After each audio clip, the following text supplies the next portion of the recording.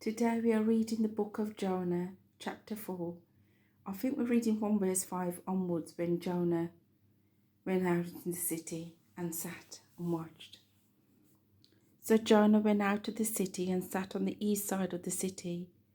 There he made himself a shelter and sat under it in the shade, till he might see what would become of the city.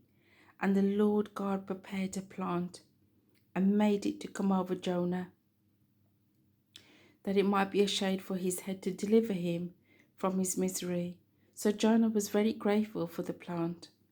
But as morning dawned the next day, God prepared a worm, and it so damaged the plant that it withered.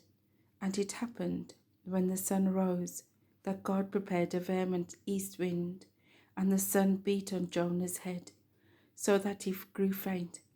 Then he wished death for himself and said, "It is better for me to die than to live."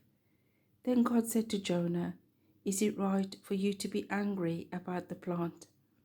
And he said, "Is it right for me to be angry even to death?" But the Lord said, "You have had pity on the plant for which you have not labored, nor made it grow, which came up in a night and perished in a night. And should I not pity Nineveh, the great city, in which are more than 120,000 persons who cannot discern between their right hand and their left, and much livestock?" Brothers and sisters, I want to encourage you. God is a good God. And yes, we know that. And yes, we hear that. But do you really appreciate for what God has done and delivered us from?